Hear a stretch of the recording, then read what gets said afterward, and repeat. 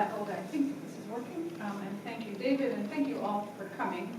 This is a slightly strange space. I feel like I'm sort of in a department store mirror where you can look at yourself 3 different ways. We're going to be looking at Ben Hecht today. And I'm going to be talking about this book that I've just published about him. And it's funny when you're a writer and you're working on a new book, people are always asking you, what are you working on? And sometimes that's a kind of complicated thing for me to explain, because some of my books are a little harder to describe than others, but in this case it was actually really straightforward. I would just say, oh, I'm writing a book about Ben Hecht, and then I would basically get something that approximated this book. Cary Grant's what? At some level, it was clear to me. People didn't usually want to admit to me that they weren't completely sure who I was talking about, and obviously some people knew exactly who I was talking about. But for the most part, I'd get something like that look, or people would try a kind of guessing game, something to do with the movies, maybe the theater, Chicago.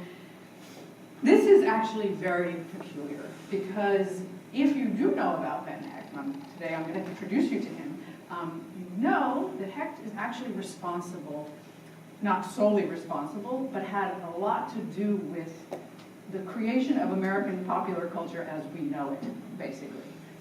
Which is to say that, I mean, this is all that you can see. He has one of these cartoons, the Herschel cartoon, so that proves it. Jean-Luc Godard, the great French film director, said in 1968 that Hecht was responsible for creating 80% of what is used in Hollywood movies today, by which he meant 1968. So that's just, and he called him a genius along the way. Tennessee Williams, the great playwright, said that the plays that Ben Hecht and his writing partner Charles MacArthur wrote basically made it possible for him, for Tennessee Williams, to write his own plays. He said they took the corsets off the American theater. Those of you who know the work of columnists like Jimmy Breslin and Pete Hamill, these are sort of newspaper columnists of a certain age in American, they've also probably been forgotten to a certain degree. But the point is that Ben Hecht was also a newspaper columnist who came several decades before and whose work to my mind, completely anticipated the sorts of columns that they would end up writing in their newspaper columns. He was also a novelist, and my theory is that he basically cleared the way for, he's not famous anymore as a novelist, he was quite famous in his day as a novelist, but that his novels cleared the way for the next generation of much more remembered American Jewish novelists, Bellow and Mailer and Roth especially. The propaganda that Hecht was involved in, and that was his name for it, for the state of Israel in the making, in a lot of ways it was very raw, but in a lot of ways it anticipates a lot of the also quite raw propaganda that surrounds the whole conversation around Israel and Palestine today. So these are just like a few, this is just a kind of sneak preview. Hecht has, as I said, been pretty much forgotten. And there are multiple reasons for that. And what I want to do today, we can get rid of this ugly slide. Oh, actually, wait, before we even get to that, I forgot. This is also, Hecht knew everyone in his day, it seemed, not everyone, literally, but he was friends with, rivals with, collaborator with an unbelievable array of the last century's greatest cultural and political figures. We could play a little guessing game. I'm sure a lot of you recognize a lot of the faces here. Maybe some of them are less well known now, but he was always in the midst of it. I call him in the book an anti-Zelig, which is to say, in the Woody Allen movie, Zelig is this figure who he's this kind of Jewish chameleon who takes on the colors of whatever setting he finds himself in. Hecht did the opposite. He would sort of show up and make the scene his own color, or colors. He was very colorful.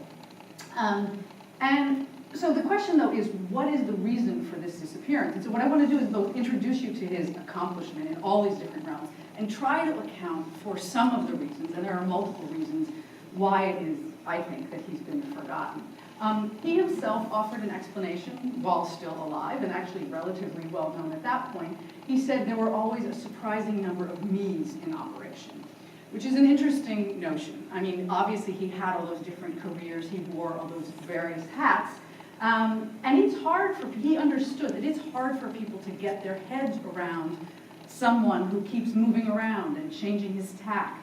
Now he wants to be taken seriously as a literary novelist. Now he's off in Hollywood making a lot of money. Now he's tossing off things for a newspaper column. It's hard for people to grasp that when someone is still alive. It's even harder, I think, for them to remember someone who had so many different things that he was good at. The fact that Hecht was also a pretty bad judge of what he was best at also plays a role, and I will get to that. I don't want to, I'll explain what I mean along the way.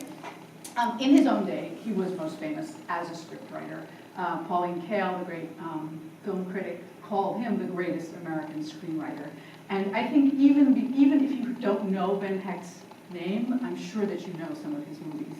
They are some of the most famous movies and some of the greatest movies ever made. Not every movie he wrote was great, to be sure, but he had a hand in something like 140 movies. Sometimes these were movies that had his name on them. Sometimes they were uncredited, things that he doctored for other people. He famously rewrote Gone with the Wind and sort of rescued it and turned it into the movie that it is. His name does not appear on that film. Now, this is, I think, another clue to the disappearance of Ben Hecht, in the sense that unless you are a very serious film nerd, basically, you probably don't spend a lot of time thinking about the screenwriter.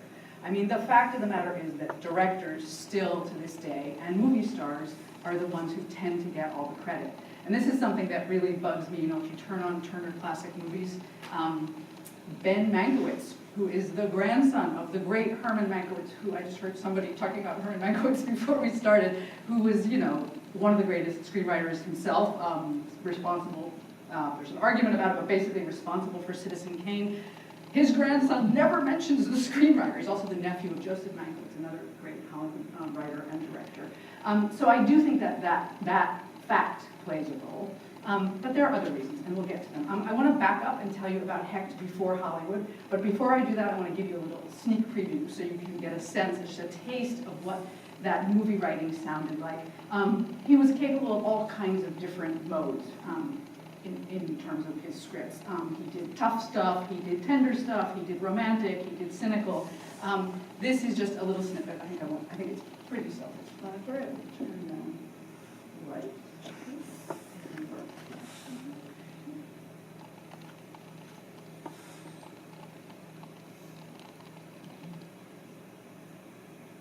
Let the rehearsal begin. Place it, Act 1. No. We will start with Miss Garland's entrance. That's you, oh Mary Jo. Where do we send the body? Come on, come on! I'm the killer now, Mr. Jacobs.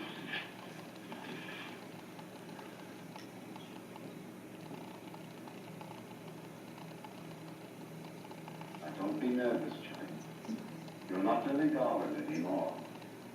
You're little Mary Jo Calhoun. The scent of jasmine is floating through the open window of a summer evening.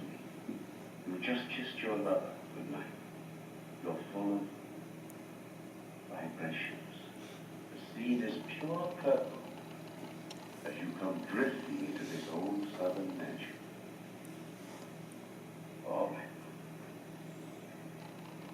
The door is opened by the old family retainer, Uncle Remus.